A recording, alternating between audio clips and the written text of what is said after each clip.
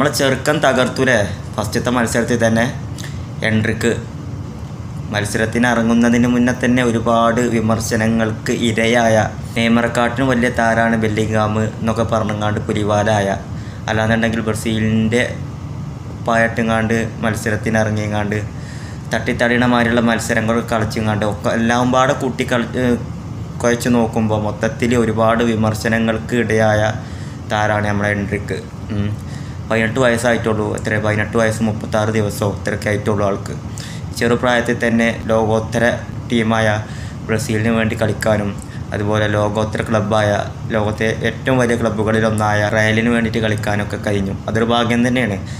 അദ്ദേഹത്തിൻ്റെ ഒരു കഴിവ് അതുകൊണ്ടാണല്ലോ ആ ഒരു ലെവൽ വരെ എത്തിയത് അല്ലേ. അപ്പോൾ ഏതായാലും ഒരുപാട് വിമർശനങ്ങൾക്കിടയിലൂടെ അതിനൊക്കെ മറുപടിയായിട്ട് ഇപ്പോൾ അദ്ദേഹം റയൽ മാഡ്രിഡിന് വേണ്ടിയിട്ട് അവസാന ഘട്ടത്തിൽ പകരക്കാരനായി ഇറങ്ങിങ്ങാണ്ട് ഗോളടിച്ചിരിക്കുകയാണ്. ഗോളെന്ന് പറഞ്ഞപ്പോൾ ഒരു 1.5 ഗോൾ തന്നെയാണ് ആ ഗോൾ കേട്ടോ. നമുക്ക് കണ്ടിരുന്നു പോകും അമ്മാതിരി ഗോളാണ്. അപ്പോൾ ഏതായാലും വരും മത്സരങ്ങളൊക്കെ റയലിനാണെന്നുണ്ടെങ്കിലും ബ്രസീലിനാണെന്നുണ്ടെങ്കിലും ഒക്കെ ഒരു പ്രതീക്ഷയാണ് ഇതുപോലുള്ള താരങ്ങൾ ഉയർന്നു വരുമ്പോൾ. അപ്പോൾ പറയാനുള്ള എന്താണെന്ന് വെച്ചാൽ റയൽ മാഡ്രിഡിലെ എൻട്രിക്കിൻ്റെ സാധ്യതകളെ കുറിച്ചാണ്. ഒരു പക്ഷേ എംബാപ്പെ, റോഡ്രിഗോ, വിനീഷ്യസ് അവിടെ ഉണ്ടായിരിക്കെ, അതുപോലുള്ള താരങ്ങളൊക്കെ ഉണ്ടായിരിക്കെ, മുന്നേ താരങ്ങൾ, എക്സ്പീരിയൻസ്ഡ് ആയിട്ടുള്ള താരങ്ങളൊക്കെ അവിടെ ഉണ്ടായിരിക്കെ എത്ര കണ്ട് നമ്മളെ എൻട്രിക്കിന് റയൽ മാഡ്രിഡിൽ അവസരം കിട്ടും എന്നുള്ള കാര്യങ്ങളാണ്. കാരണം നമുക്കറിയാം റയലിൽ തന്നെ നമ്മളെ ജെയിംസ് റോഡ്രിഗസ് കൊളംബിയക്ക് വേണ്ടിയിട്ട് വേൾഡ് കപ്പിൽ കത്തി ജ്വലിച്ച് നിന്നിട്ട് പിന്നീട് റയലിലെത്തിയതിന് ശേഷം പിന്നെ റൊണാൾഡോ, ബെയ്ലി, ബെൻസിമ ഉള്ള ആ ഒരു റയലിലേക്കാണ് ജെയിംസ് റോഡ്രിഗസിൻ്റെ വരവ്.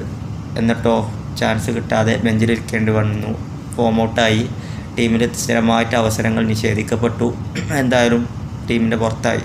പിന്നെ അങ്ങോട്ട് എന്നൊക്കെ പറഞ്ഞ് ബയണ് അവിടെ ഇവിടെ എന്നൊക്കെ പറഞ്ഞ് കുറേ അങ്ങോട്ടും ഇങ്ങോട്ടുമൊക്കെ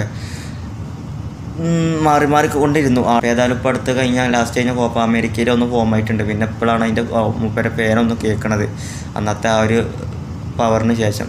അപ്പോൾ ഏതായാലും അതേമാതിരി സ്ഥിരമായിട്ട് ബെഞ്ചിലിരിക്കേണ്ടി വരുമോ ഇതുപോലുള്ള ഒരു യങ് താരത്തിന് എന്നുള്ളതാണ്. നല്ല കഴിവുള്ള താരമാണ്, നമുക്ക് മനസ്സിലാവും. കാരണം മുന്നേ അദ്ദേഹം കളിച്ചിരുന്ന ക്ലബ്ബുകളിലെ മത്സരങ്ങളൊക്കെ കണ്ടു കഴിഞ്ഞാൽ അദ്ദേഹത്തിൻ്റെതായിട്ടുള്ള ലെവലിൽ ആ ഒരു ഏജിനെക്കാട്ടിലുള്ള ലെവലിൽ അദ്ദേഹം മുന്നേറുന്നുണ്ട്. സോ കണക്കൂട്ടിയിട്ടാണല്ലോ റയലിലേക്ക് എടുത്തത്. അപ്പോൾ ഏതായാലും സ്ഥിരമായിട്ട് ബെഞ്ചിലിരുന്നുകൊണ്ട് കരിയർ നശിപ്പിക്കേണ്ടി വരുമോ എന്നുള്ള കാര്യങ്ങളൊക്കെയാണ്. കാരണം റയലിൽ അത്രയും നല്ലൊരു ക്വാളിറ്റിയുള്ള പ്ലെയേഴ്സാണ് ഇപ്പോൾ ഓൾറെഡി അവിടെ ഉള്ളത്. അതിൻ്റെ കടിയിൽ എൻട്രിക്കിന് എന്ത് ചെയ്യാൻ പറ്റും എന്നുള്ളതാണ്.